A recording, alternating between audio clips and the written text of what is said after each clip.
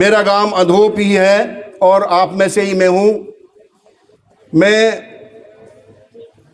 Lecturer रहा लगभग 20 साल तक और फिर प्रिंसिपल रहा गवर्नमेंट स्कूल में कुशक में 7 साल तक।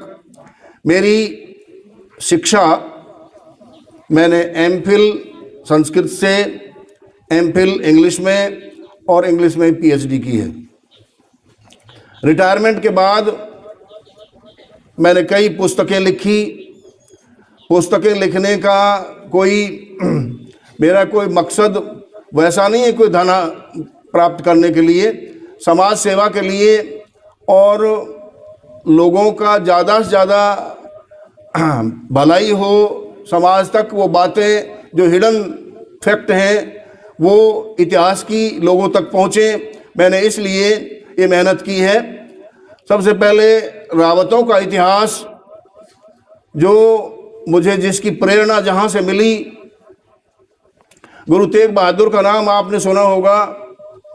उसको 1675 में उसका सर कलम कर दिया था औरंगजेब के टाइम में, चांदनी चौक में दिल्ली में। और वहाँ पर उस वीर कौम ने शीश महल नाम का गुरुद्वारा बनाया सिखों ने।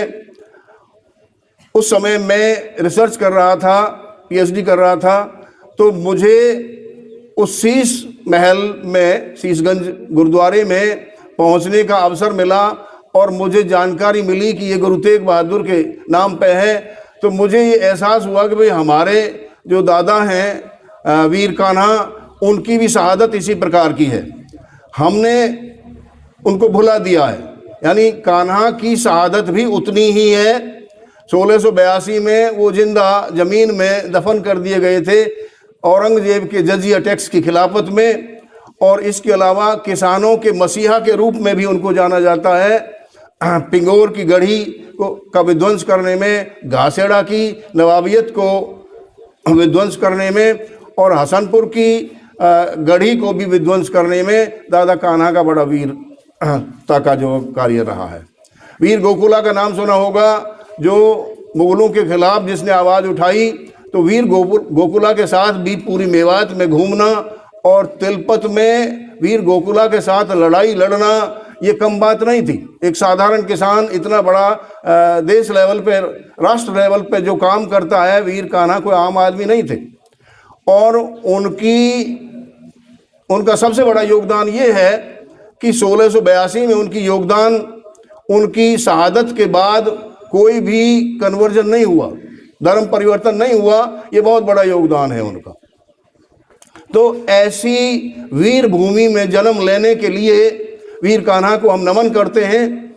इसके अलावा ये वीर भूमि क्यों और है, इनसे पहले जो हमारे आदि पूर्वज हैं रावतों के, भूमिया भाऊ रावत, जिसने बलबन से, जो आयरन मैन जिसको कहा जाता है, कट्टर जो मुस्लिम शासक था, उसको इस नाम से जाना जाता है, तो उसके अगेंस्ट भी आवाज़ उठाई थी। और कहते हैं कि गर्दन कटने के बाद भी दोनों हाथों से तलवार चलाई थी और बुरे हाथी पर सवार होकर एक वीरता का परिचय जिन्होंने दिया था।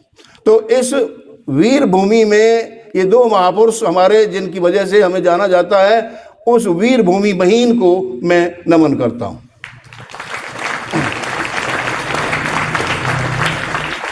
अब मैं मुख्य टॉपिक पर आने से पहले थोड़ा सा और मैं करता हूँ कि भाई हम बहिन में, हमने यहाँ बहिन की भूमि में बैठे हैं, तो सबसे पहले हम किसी का नाम कैसे पढ़ा, वो सार्थकता भी हम आपके सामने प्रस्तुत करते हैं। बहिन का नाम बहिन क्यों पड़ा, हमने एक पुस्तक लिखी है, अभी सर ने दिखाई थी, कि पलवल जिले के प्राचीन शहरों और गांवों का इतिहास। उसमें बहिन का भी प्राचीन गांवों में नाम है। ये प्राचीन गांव, रावत तो यहाँ 1240 में आए, लेकिन उससे पहले भी इसका वजूद था और तब भी इसका नाम बहिन ही था।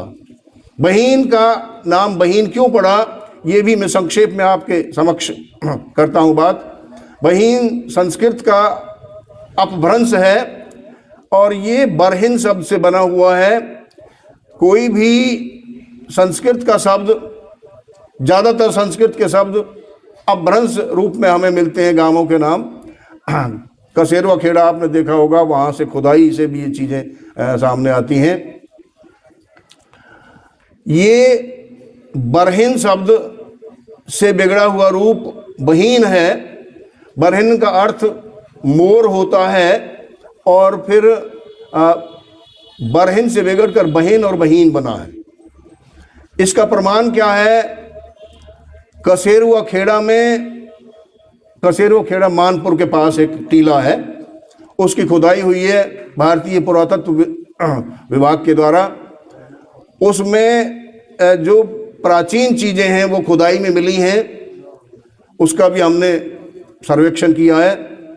उसमें प्राचीन कुएं मिले हैं, प्राचीन घर मिले हैं कच्चे, और पुरानी ऐसी ईंटें मिली हैं जो 18 इंची 24 इंची की ईंटें हैं, वो ईंटें मिली हैं। और इसके अलावा वो ईंटों की विशेष बनावट है, आज जैसी ईंटें नहीं हैं। आज की ईंटों में सील चढ़ जाती है, रे लग जाती है, लेकिन उन ईंटों में आप कभी जाओ देखो तो आज भी एज इट इज जैसे पहली थी कभी उस समय की, उसी समय मतलब आज भी ऐसी ही है। ऐसा अनुमान लगाया जाता है कि वो सिंधु घाटी की सभ्यता के आसपास का है ये खेड़ा, और महाभारत काल का भी माना जाता है इसको। और इसके टॉप पर जो मंदिर है, मठ है, वहाँ गुप्त काल के सिक्के मिले हैं। तो इनसे अनुमान लगाया जाता है कि भाई ये खेड़ा महाभारत कालीन है, सिंधु घाटी की सभ्यता का है, यानी आज से लगभग 5000 साल पहले का खेड़ा है। तो